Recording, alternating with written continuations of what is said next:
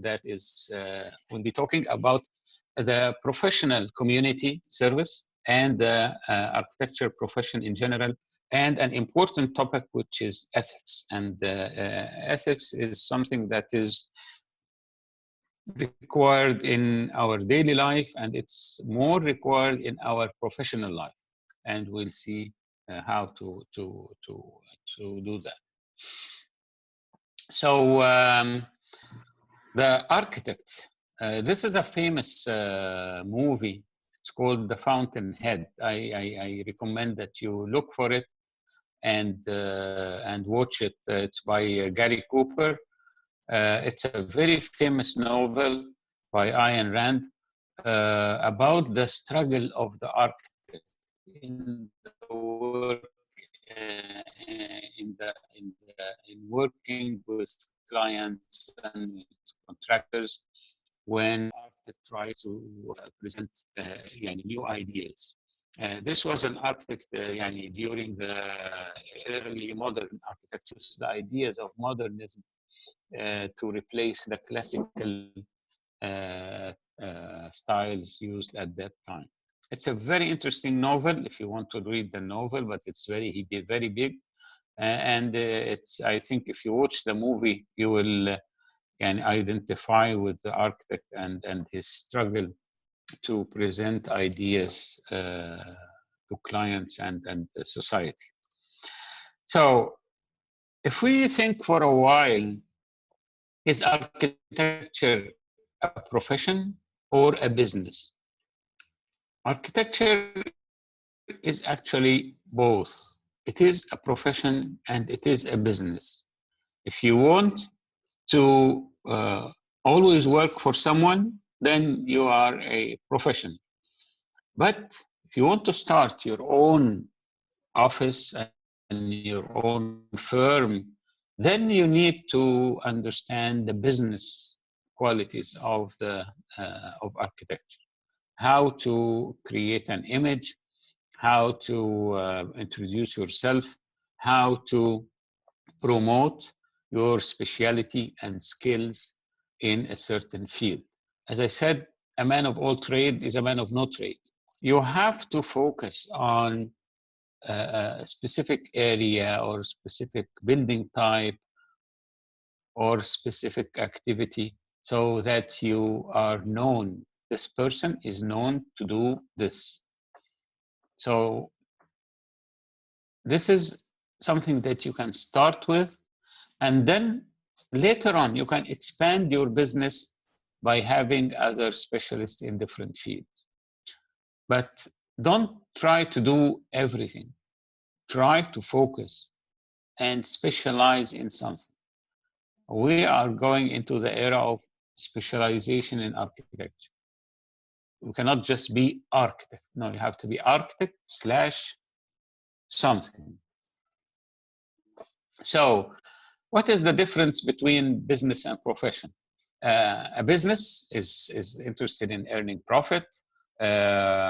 Some people who do business do not have any qualifications. You have to have an establishment where you have entrepreneurial decision and fulfillment of legal formalities. You have to start your business with a lot of paperwork and formalities. The code of conduct, it's not specified, but it is embedded. Advertisement, you can advertise your products and services. And the reward that you get is you get profit, and the risk factor is always there is a risk in the business. Transfer of interest is possible. You transfer the business to another person. A capital is required depending on the size and nature of the business. For the profession, as a professional architect, you are your goal is to render service, to provide service for others. Specialized knowledge is required. You need to have special knowledge and degrees to provide professional service. You have to be a member of a professional society and to have a certificate of practice. You have to follow a code of conduct by provided by the professional organization to follow. You cannot advertise yourself as they do in business. Yani, you advertise yourself through publications, through public lectures, through community participation, but you cannot just make flyers and give them to everyone about yourself and your work. This is not allowed. What you get for your professional services, you get fees. You don't get profit, or you don't get money unless you provide services. So we get architectural fees or professional fees. Risk, there is risk, of course, but not always. And not like the business field. Transfer of interest is not possible because the work is tied to a person unless you institutionalize your office or firm. The capital is limited based on what size you want to start with, unlike the business. So architecture is both. You can look at it as business, you can look at it as a profession. It involves both activities at the same time. So a professional practice is the customary performance of professional activities. So you as an architect is providing service to clients and owners and society.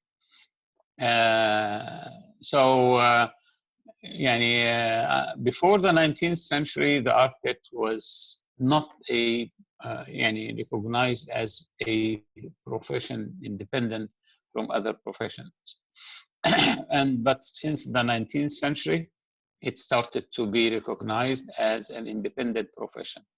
Before that, you can be a physician and architect, you can be a writer and architect, you can be other things. But since in the 19th century, it started to be formalized as an architectural profession with syndicates, with associations, and so forth. In the 20th century, it started to have more recognition, and the profession developed and matured a lot. So the architect actually was a trade that used to be since the Greek time. And the architect was called a master builder. So he used to do everything in the building. He used to supervise and follow the work for everything in the building. As we said before, buildings were simple. They didn't have complicated technical things. So they need the architect was the master of everything. He designs, he supervises the work, and he builds himself by his hands some parts. So the origin of the word architect is architekton in Greek, which is the chief builder or the master builder. And in Arabic, of course, we have the architect. Mi'mari is coming from the word ammara or imara. Bardo, the architect, was called al-banna, the one who builds and constructs. طبعا one of the few famous images of architects in our history is architect Sinan of Turkey. طبعا architecture started with ancient architecture of Greek and Egyptian architecture of pyramids and temples. So usually the focus was on the public building and institutional buildings. The housing and residential and living areas were done by the vernacular art, or the person, the local builder who gets information from the owner and builds what they want. The first book written about architecture was written by Vitruvius in the year 25 BC. And the emperor at that time asked him to write something about architecture to understand what it is. So he went and came back with 10 books on architecture. And these 10 books were not translated until the Age of Enlightenment in the 18th century, when they started to be translated to English and became the base of the architecture profession. And he is known in the field of architecture as the first writer, the first theoretician about architecture. So he wrote the 10 books on architecture. Each book covers certain elements. The first one is the architect training and aims, materials, orders, civic structures. So it was a comprehensive cover of architecture for the emperor. Vitruvius identified 3 important things that architecture must have. If it doesn't have them, it's not architecture. It can be a building, but not architecture. The 3 things were utilitas, firmitas, and venustas. Firmitas, utilitas, which we can call the commodity or the function or the requirements of the building. So the building must have utility, it must be used. Second thing is firmitas or firmness, or the structure and technology. So the building must not fall on the head of the people. So it has to be firm and rigid. Venustas is, Venus of course is the goddess of beauty in the Greek time. So the building must be beautiful or delighted or aesthetically appealing. So these were the 3 things that Vitruvius identified that architecture must have. If you are missing one of them, it's not architecture, it's building only. So Vitruvius indicated that utilitas, firmitas, and venustas, or it was translated to commodities, firmness, and delight, or we can call it functional, technical, and aesthetic, utility, structure, attractive, use, construction, appearance. You can think about it in different ways, but it's to have architecture, you have to have 3 things: utilitas, firmitas, and venustas. So this actually, the translation of his work actually revolutionized the profession of architecture. In the beginning, the architect was in the service of the church, and then he became in the service of the elite and powerful people. And then during the Renaissance, the division between design and construction started to appear.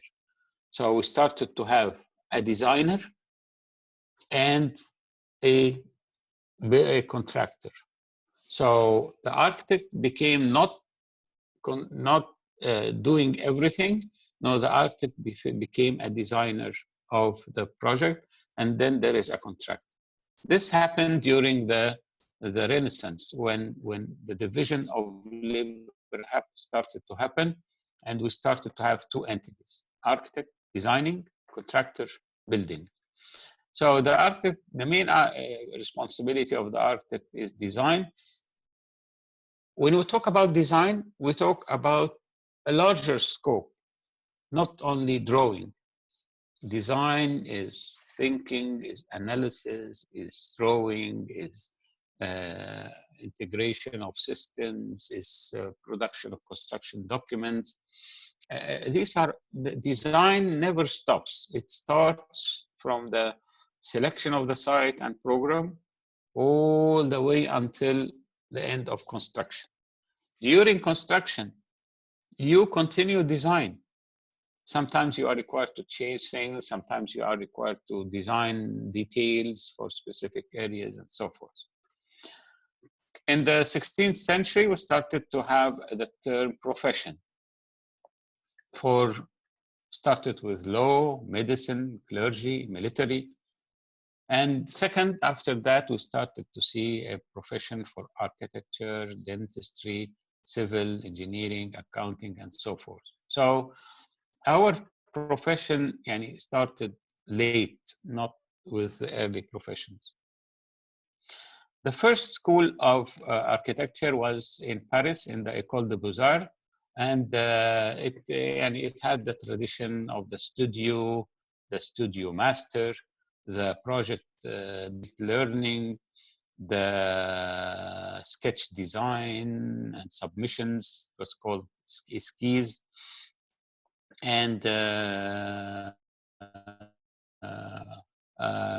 it has to be submitted at certain time using a cart. So the cart goes around the studios and collect the drawings. If you don't submit, that's it. You get zero. So the school of the Beaux-Arts affected all other schools after that when it moved to other places in Europe and the US. So the transformation from a practice into a profession is important. You don't only practice architecture, you are also a professional in that field. So you have to control the way which design services were being provided. There must be a system, a method, procedures. The large scale of public works projects started to happen, and there was a need to assurance that the architect had the necessary expertise and skills to handle the work. Projects started to be more complicated and more larger in size. So how do we make sure that the professional architect can provide the service needed? The first thing is education.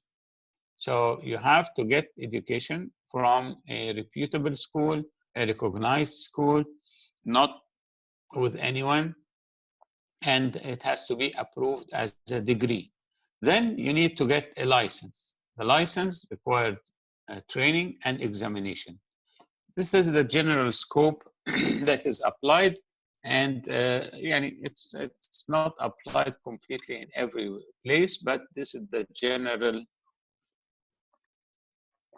scope of becoming a professional. To be a professional, you have to adhere to the ethics of this profession. And this is extremely important when you go to the work environment. Ethics is number one. So to join a professional society means subscribing to that society's ethical standards. What do we mean by ethical standards? You have rights to belong to the society, and you have obligations to meet the accepted standards of professional behavior. The first code of ethics was done by Hammurabi in the 1800 BC. And it stated that if a builder builds a house for someone and doesn't construct it properly, and the house which built fall and killed its owner, then the builder shall be put to death. So it was so harsh to assure that the builder makes his work proper. Nowadays, we look at it in a different way. The architect must be honest and have integrity to protect the public welfare and safety. This is our main goal, to protect the public welfare and safety. So when you perform your services, you have to make sure that people are the first thing in your mind. Workers, employees, passers-by, society.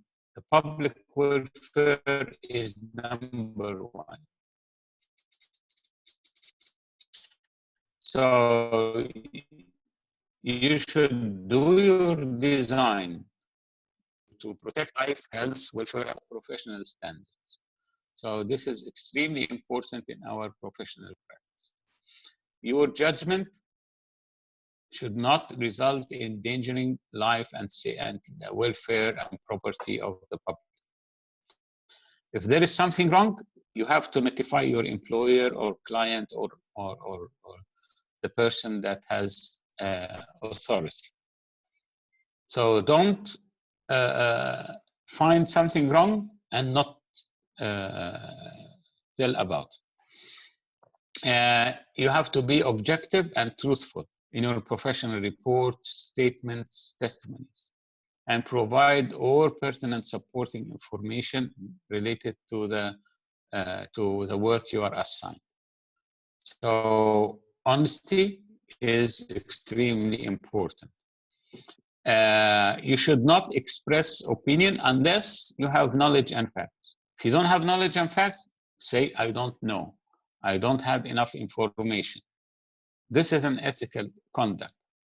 You should not get any motivations or briberies or be getting paid to change your professional opinion or judgment. يعني whether this is يعني covered small or big. This is just a nice lunch from McDonald's. No, it's a bribery. Or this is just a small car. It's bribery. Or this is just a small amount of money. It is bribery. It's, you know that this is not right. So you should not accept any of this at any time. You should not associate yourself with any dishonest, fraudulent, or illegal business practices. Your ethical conduct, first and of all, is to the public welfare. Our other level of ethics is towards our client or employer. You have to have ethical conduct when you deal with any client or employer. Don't take any work or assignment unless you are qualified to do it. So, this is after you graduate. Now you are a trainer. If you don't feel that you are comfortable with an assignment, you don't have enough knowledge, tell that, and so that you get more time or more information to help you achieve. Don't sign when you graduate. Your signature is responsibility and money. So don't sign or seal anything that is not prepared under your supervision and control. It's very critical and very important. You can coordinate the work, but you sign and seal only the part that is done under your supervision. You don't, when you work for someone, any information you know from the work environment, this is not your own. This is secret information, private information of the office. Now you are going to work for or train in some offices. You might be exposed to documents or information. You should not share the information with outsiders that might hurt the firm or company. No briberies are allowed for any reason. Not at all. So and this is a very critical part. Don't disclose your employer or client conflict of interest. There is a fight inside the office. There is a conflict between people. You should not talk about it. It's not your business. You have to keep the secrets of the office or firm intact. You should not accept financial or other compensation from the contractor and the owner and the supplier and the subcontractor. No, you get your fees only from the owner or the client of the work. So this might get you, you need to accept professional contract from governmental body in which you have a partner working there. This is also unethical.